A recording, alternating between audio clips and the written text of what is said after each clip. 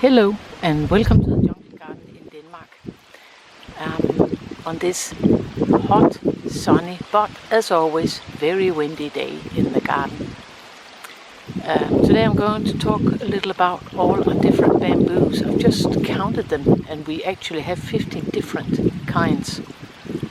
But first just wanted to show you our Paulownia tomentosa here with the huge leaves. It's actually 70 centimeters across where it's broadest, and this is because it is cut down to about 15 centimeters above the ground every spring. I'll just see if I can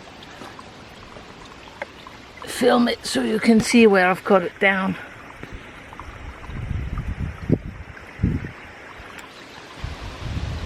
As to compare, we've got the other one that we bought last year, and it is about 20 centimeters or 23 centimeters where it's broadest, and it hasn't been cut down at all, so it really does make a difference. I didn't cut it down because we moved it, so I didn't think I would make life even harder for it. As always, the woodpecker has taken its baby out for dinner. And now the bamboos. This is Phyllostachys congesta, and it's invasive. So it has been planted in a big tub with the bottom cut off so that the roots can go down, but not so easily out to the sides. Supposedly it should be 8 to 9 meters tall and get very thick stems, 6 to 7 centimeters in diameter. Perhaps it won't because it's planted in a tub, but we'll just have to see. This is Phyllostachys aureosulcata, Aureocaulis, who I'll put the names in writing so you can read it for yourself. It is invasive, so it has also been potted up in a big tub without a bottom in, and it's supposed to be 5 to 6 meters tall, and it gets fairly thick stems, and you can see the bright yellow color on them, really pretty. And this is Phyllostachys nigra, which has got these black stems, and it's also invasive, so that has been planted in a big pot without a bottom. It should get around 5 to 6 meters tall. Perhaps it might not get that tall when it's planted with a root barrier, but we'll just have to wait and see. Then we have Phyllostachys aureosulcata Spectabilis. It's got these yellow stems with a green stripe, and that is also invasive. So that has been planted in a big tub. It should be 6 to 8 meters tall when it's fully grown. And by invasive I mean it puts out runners so that you can have a plant that pops up several meters away from the mother plant, and that is of course not ideal, but it's quite easy to avoid. I think you can put a root barrier around it, and you can buy root barriers and decide how many meters you want, so you can decide how big a diameter you want for your bamboo, but they're quite expensive, I think, and you can make them yourself. We have done it the cheap way. This is part of a plastic barrel that we've cut into rings, and then we plant the bamboo in the ring, and because there are no openings, it's a complete circle, then the roots won't be able to escape. They can still go down for nutrition and water, but they can't go over the sides.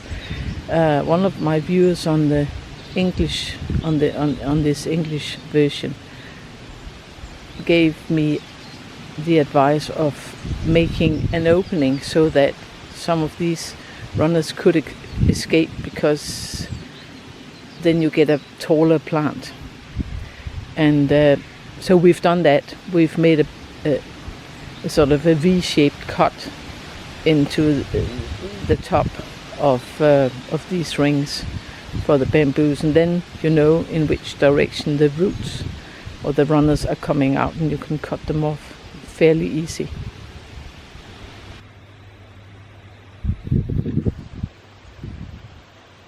This is Phyllostachys nigra, Henonis, and it is has got these stems, greenish stems with a white ring on it. It is also invasive, so that too has been planted in a big tub, and it gets fairly tall, or it should get fairly tall, 7 to 10 meters. This is Phyllostachys nigra, Boryana. It gets green stems, with brown stripes, but it hasn't been in the ground for so long, so they're still just green. It is invasive too, and it should get fairly tall, 5 to 7 meters. This is Phyllostachys parvifolia. It is invasive, and it will be 10 to 11 meters tall. It has got this already fairly thick stems with a white ring on them. This is Fargesia, papyrifera, blue, and as the name suggests, it is supposed to get a bluish stems when it gets older. It hasn't been in the ground for very long, so it's not too big yet.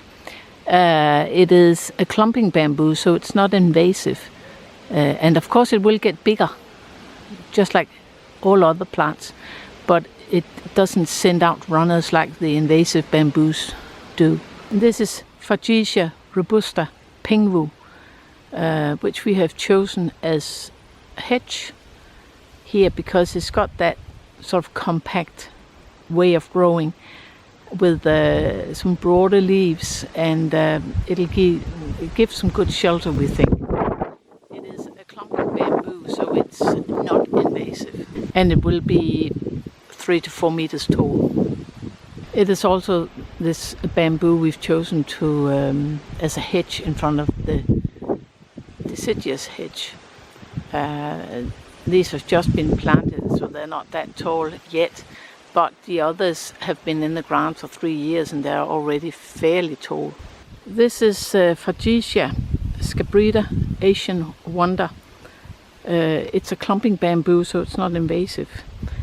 It will be 3 to 4 meters tall, and it's got these dark stems with these reddish sheets on.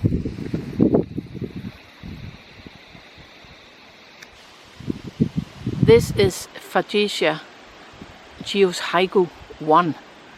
It is a clumping bamboo, and it will be 2 to 3 meters tall, and it's got these orange reddish stems. It makes it look really spectacular, I think. It is fairly slow growing. I mean, it's been in the ground for 3 years, and it is about 1 meter tall. This is Fargesia nitida, black pearl. They're planted here in front of water catchment tanks to sort of disguise them a little. It is a clumping bamboo, and it'll be 2.5 or 3.5 meters tall, and it's got these dark stems.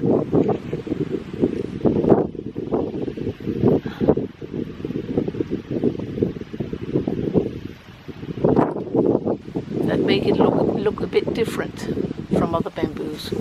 This is Fargesia angustissima.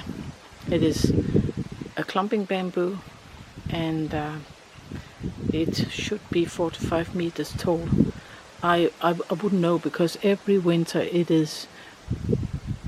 dies back to the root and then it starts shooting again, as you can see it has done this year as well. And it's supposed to get bluish stems that will turn yellow when it gets older, but I haven't seen it yet.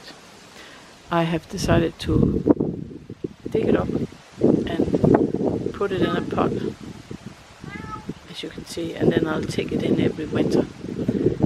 And I'm in the middle of cutting off all the dead stems, because you can see it has put up new shoots from the root.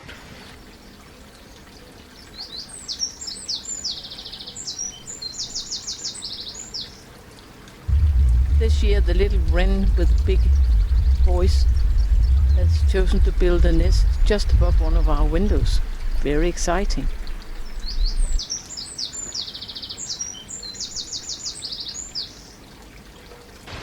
This is Shibataea kunasasa, and it's a running bamboo. It's got this very compact way of growing, and it's one of the smaller bamboos. It'll be max 1 meter tall. I keep it in this pot because it is invasive. This is Sasa kurilensis. It is a running bamboo, so it is invasive. It is one of the smaller types of bamboo. It'll be max 2 meters tall, and it's got these very wide leaves. One of Milo's favorite spots. I can't understand how he can stand lying in the sun with all that fur. It is time to separate the banana pups from the mother plant, and as you can see, there's quite a lot around this mother plant.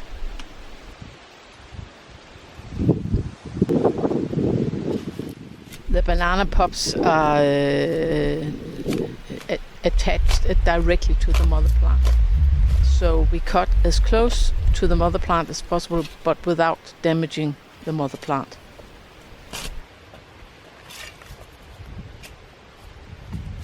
And then it's just a matter of getting it up with as much root as possible. Der er kaput.